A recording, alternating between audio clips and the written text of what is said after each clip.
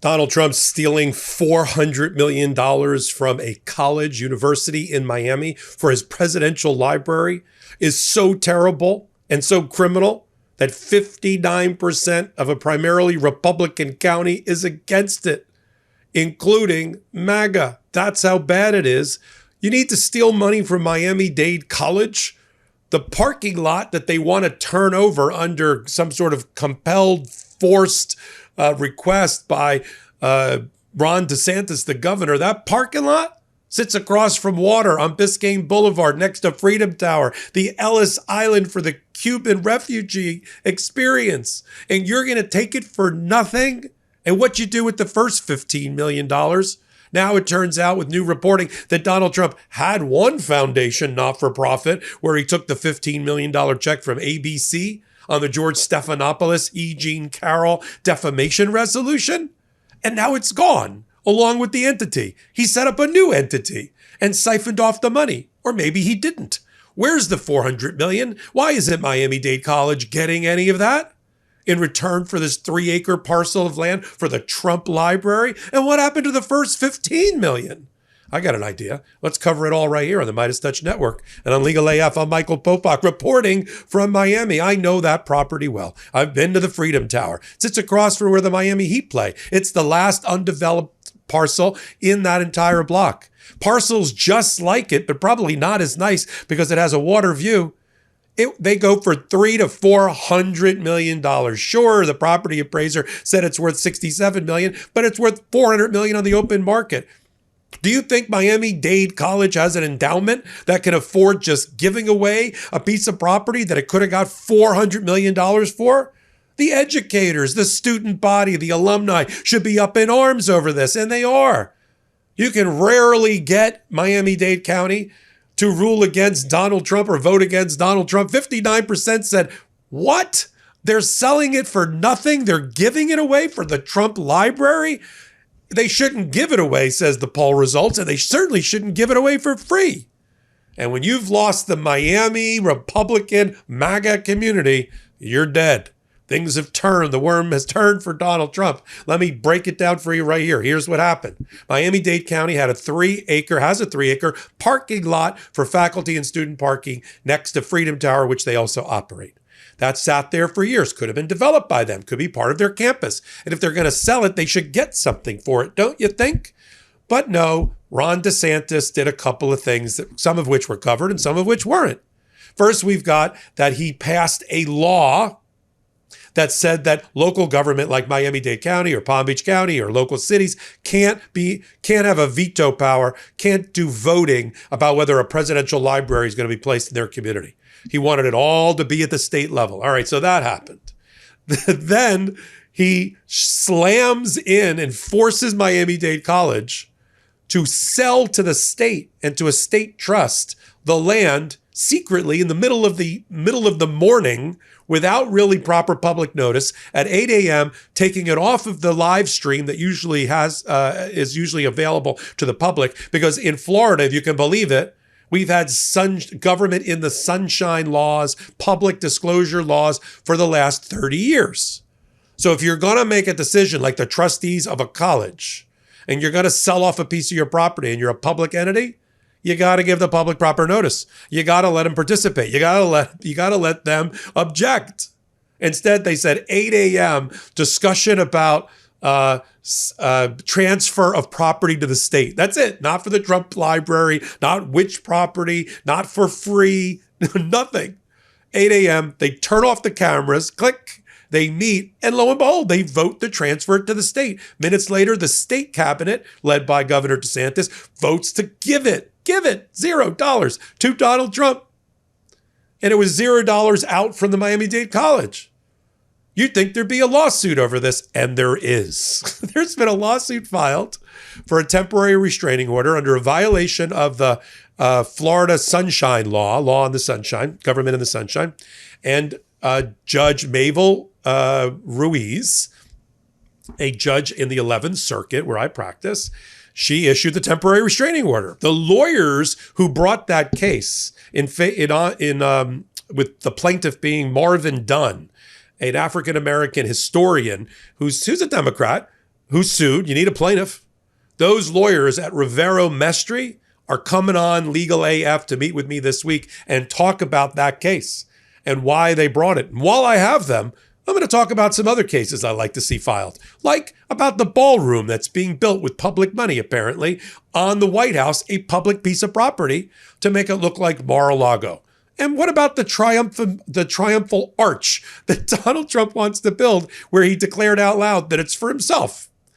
We'll talk about all those things. Catch us on Legal AF YouTube this week for that interview. I'm officially obsessed. This is my Lola blanket. And I'm telling you, it's not just a blanket, it's a full-on experience. The first time I wrapped myself in this thing, I audibly said, oh my God. It's insanely soft, like next level soft, and the design, it actually looks good thrown over my couch. Total upgrade. I'm a blanket person, no shame in that. After a long day, I wind down with the show, and now with this blanket. Mine's the large, and it's perfect, but the extra large, massive, like bring a friend massive. Lola blankets are machine washable, vegan, and somehow they don't pill or shed. No joke. I've already thought about replacing all my other blankets with Lola. They've seriously ruined other blankets for me. For a limited time, our listeners get 35% off at lolablankets.com with code LegalAF at checkout. That's lolablankets.com. Code LegalAF for 35% off your entire order. And don't forget, after you buy, tell them we sent you. Wrap yourself in luxury with Lola Blankets. So the temporary restraining order comes out. She finds there's been a violation. She wants the meeting renoticed. She wants the public to be able to participate. Yeah, the 60% of Miami who says don't do it. But look at the balls on the Trump administration.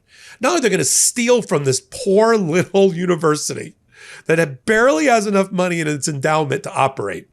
You don't think it would change their world? It would rock their world, move the needle for them if they had $400 million that was pumped into their university? See, Donald Trump doesn't give a crap about universities. He's, I want to change what Harvard, I want to change Cornell, I want all these universities to come on bended knee and beg me for money, and I'll give it to them if they get rid of and let me control their academics and their student body.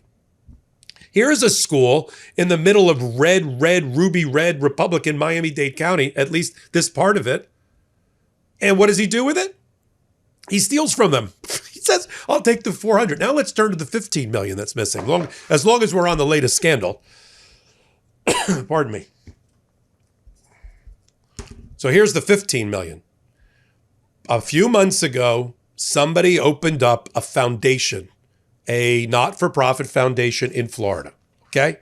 Called it like the Donald J. Trump Library Foundation or something like that.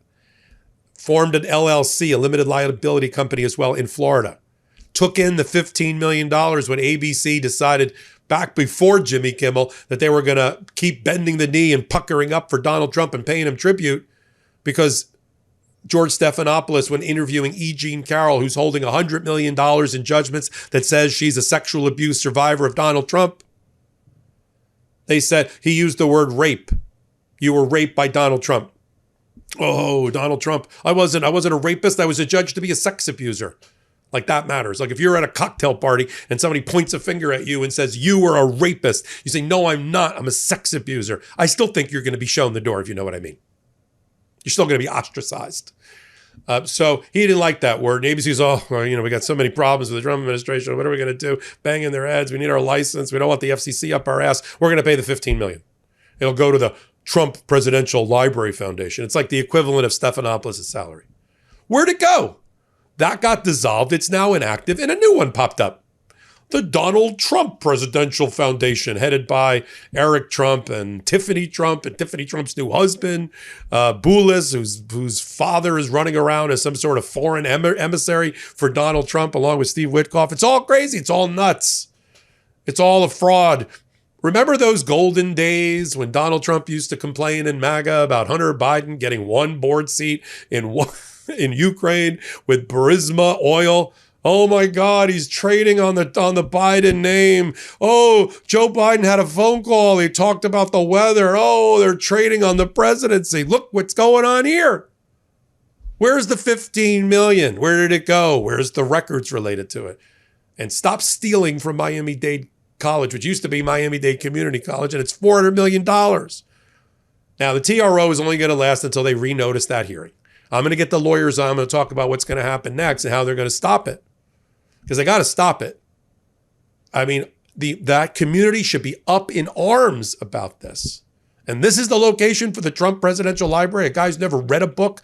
He's ghostwritten all of his books. He barely reads. He's barely literate. Why does he need a library?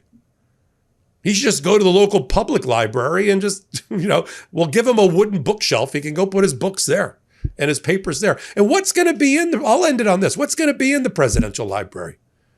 He's burning and trashing all his presidential records. He was notorious in the first administration for ripping them up and shredding them and putting them in the fireplace, eating them and shoving them down the toilet. What's left? He uses insecure platforms like WhatsApp and Signal and direct messages. What's going to be in this library? His social media accounts? I don't really get it. But we'll continue to follow what happens next. Now, this new scandal here on the MeidasTouch Network and on Legal AF. Come over to Legal AF Substack, where I post all these injunctions and all of that. And come over to Legal AF YouTube, where I'm going to be interviewing the lawyers Andres Rivero and George Mestre, and this lawsuit this week on Legal AF YouTube. Until my next report, I'm Michael Popok. Can't get your fill of Legal AF? Me neither. That's why we formed the Legal AF Substack. Every time we mention something in a hot take, whether it's a court filing or a oral argument, come over to the Substack. You'll find the court filing and the oral argument there, including a daily roundup that I do called, wait for it, Morning AF. What else? All the other contributors from Legal AF are there as well. We got some new reporting. We got interviews. We got ad-free versions of the podcast and hot takes. Where? Legal AF on Substack. Come over now to free subscribe.